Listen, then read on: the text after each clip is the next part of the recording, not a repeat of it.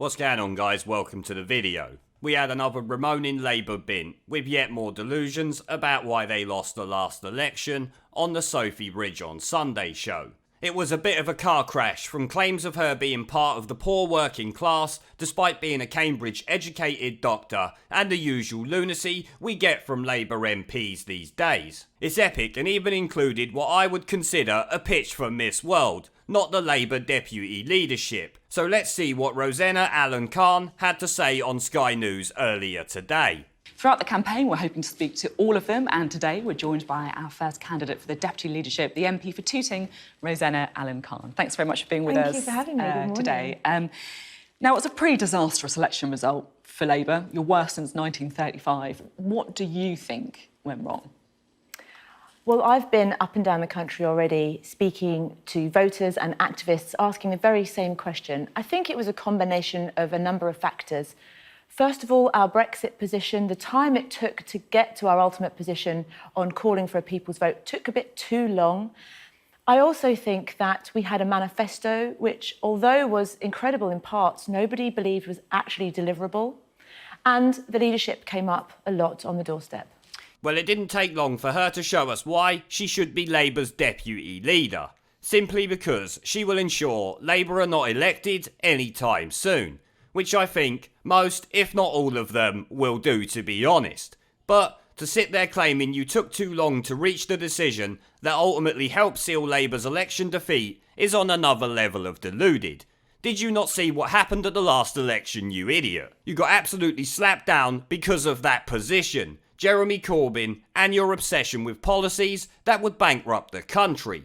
Even if your policies were good, the ideology driving them is degenerate and not something this country will ever go for. So please, keep pushing it because you are wasting your time. But my days, the shit you chat is gold. So let's hear some more. You say there that you took too long in getting to your position supporting a second referendum. Some people would argue that it was that position that you ended up at that was the real problem. If you look at the seats where you lost so many voters, it was Brexit supporting seats in the North and Midlands. Surely it was that position, not just the time it took.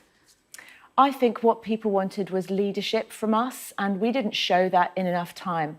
I think ultimately saying that we would negotiate a better deal and put it back to the people was a good position to come to. I mean, look, I make no apology. I was very outspoken on the fact that I would not support Theresa May's deal, I would not support Boris Johnson's deal, and I believe that we should put it back to the people. But we took too long coming to that position as a party, and as a result, we lost trust of people in both Leave and Remain seats. Sophie Ridge, it seems, thinks the same as we do the moment she heard what Rosena said in the last clip. But it's not just some people who would argue the position they ended at is the real problem. The world and the facts of the election would suggest that it's a known fact. Neck and neck with the Corbynated chicken and the batshit ideology the Labour Party has been infected with. Of course, this Ramoning shitweasel does not care about minor details like the facts of life. All that matters is what she feels or thinks in this case. Leadership on Brexit only works if you actually try to deliver Brexit. Doing a Lib Dem and straight off back in Remain and second referendums was not going to help the Labour Party. As Sophie pointed out, it was Leave voting seats that abandoned Labour for the most part. So anything that even remotely resembled Remain or an attempt to ignore the first referendum was a dead cert for keeping them out of office. I guess Labour MPs entered some sort of trance state during the election,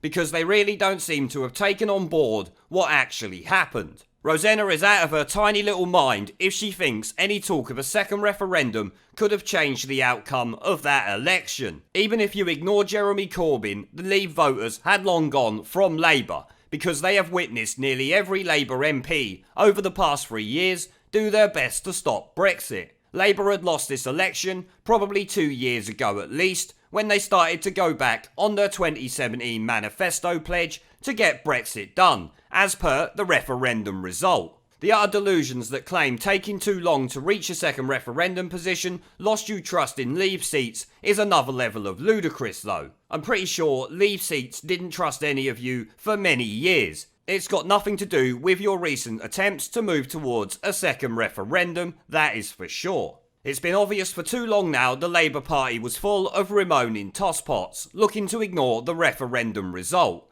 Reality, it seems, left this woman a long time ago. Like so many other MPs who seem to be living in Joe Swinson's land of fantasy politics. I must say, I absolutely love it. But let's move on, we got a few more clips to get through. Same time, though, as you said, you've always been a supporter of the people's vote, if you like, or second referendum, as others call it.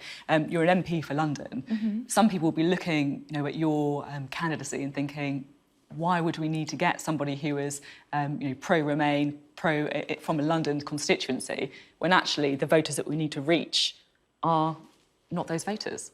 I understand that, but actually I make no apology for really supporting my community. I knew that leaving the EU would be worse off for my community, for jobs, for local businesses, but I do wholeheartedly accept that we are leaving the EU. And now the job moving forward is to stare the Conservative Party in the eye, to look at Boris Johnson and stand up for our workers' rights, our environmental protections, our security, our food standards. And as Deputy Leader, that's the fight that I will take. But I will say this, Sophie, I grew up in poverty. I know what hunger feels like. I know what being cold feels like. And my lived experiences will enable me to connect with voters around the country. It doesn't matter that I'm from London.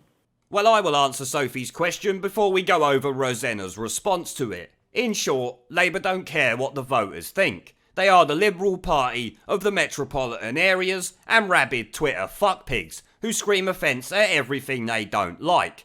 They do not care what the northern racist gammon think. They should just vote for Labour because they will give them handouts to get them reliant on their style of government, rather than encouraging them to improve their own lives. They know what's best for you, remember, which is what comes across in Rosena's response to that question. You heard her say, I understand that is the case, but I don't care, and will instead make no apology for trying to ignore the democratic vote made by 17.4 million people. Because I know what's best for everyone. Though technically, she is right about one thing. The Labour Party will be staring Boris Johnson in the eye, since it's all they can do, with their piss-poor 200 MPs they have in Parliament currently. They are literally lower than the SNP in Westminster right now, screaming at the top of their lungs, but no one cares because they have no real power, much like the puppet government that is the Scottish National Party. And their request for a second referendum. Because as you will all know, this time it's the Remoaners that are just passengers along for the ride.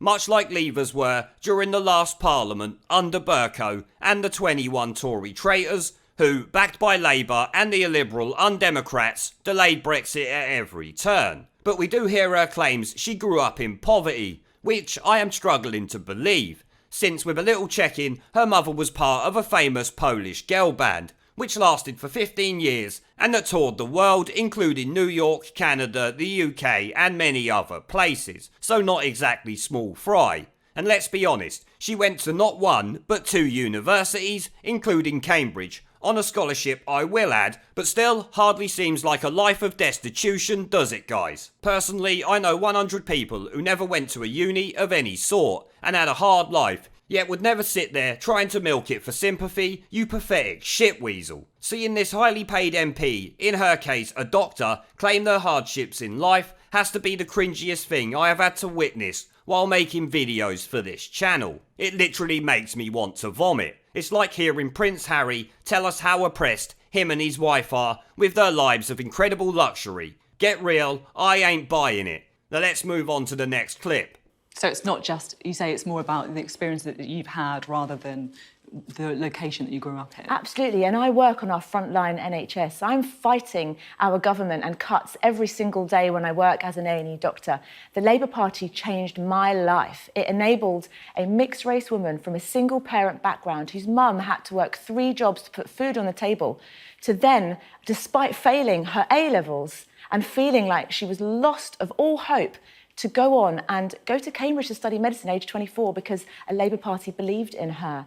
I want to stand for Deputy Leader because I want to show every child in this country that there's no ceiling on what they can achieve. There was a ceiling placed on me and my family under Thatcher and major governments, and I'm determined to smash that ceiling.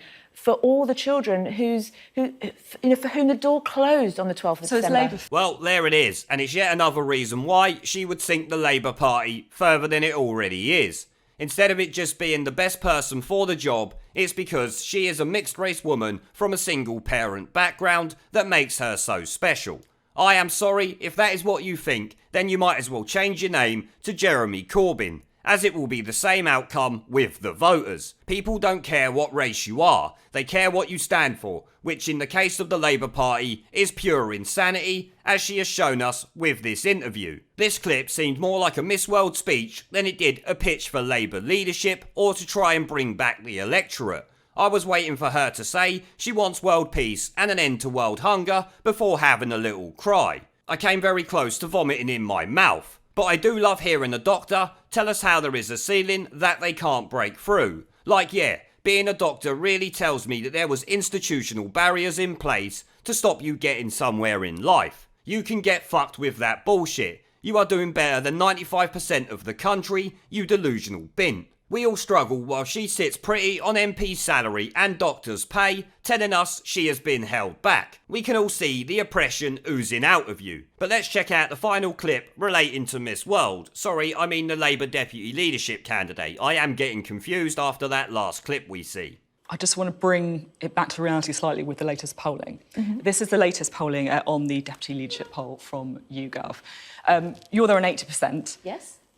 Way out in front, on 57%, is Angela Rayner. I mean, on this score, she would win in the first round. She would. I mean, is it effectively game over? For me?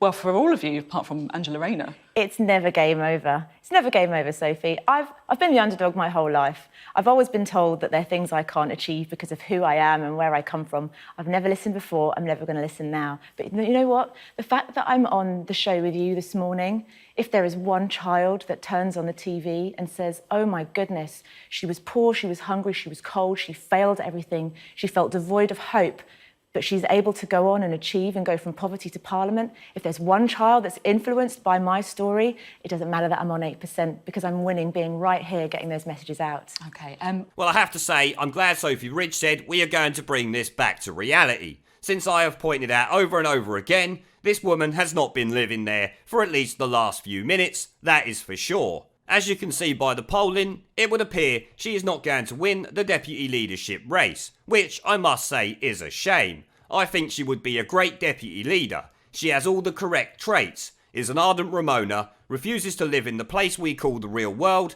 thinks she is better than you, and follows the demented ideology that, like I said, has infected the Labour Party, and actually politics in general, if I'm honest. But of course, this is Rosena, who is constantly oppressed by the world, it seems. She is always the underdog, with people telling her she can't do this because of who or what she is. Obviously, trying to subtly throw the race card out there yet again.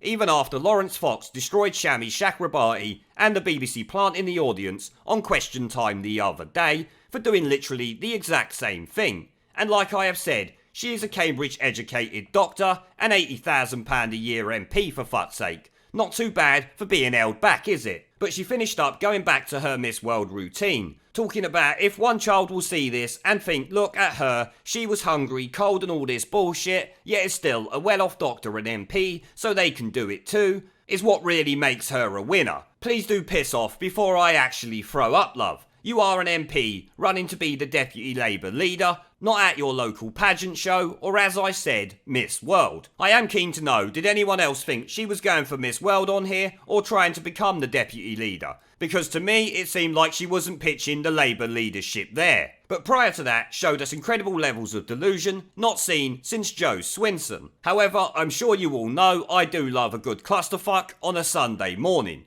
And she did not disappoint. Let's hope she's back on there soon. But on that note, guys, I am going to end the video there. I have started doing live streams and uploading gaming content on my second channel when I have some free time. So if you want to come over and chat with me in real time, have an interest in gaming related content on YouTube, or just want to support me over there because you are a legend, the link is down in the video description and as a pinned comment below.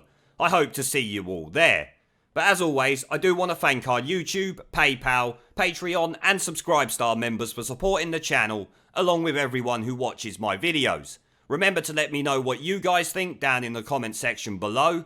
Leave a like, subscribe with the notification bell and share this video as it helps the channel a lot. And I will see you all in the next one. There is a pattern consistent throughout history of oppressed people turning on the oppressors. Slaves against their owners, the peasantry against the feudal barons, colonies, Mr. Verhofstadt, against their empires. And that is why Britain is leaving. And it doesn't matter which language you use, we are going and we are glad to be going. We're off. Ramon! Ramon!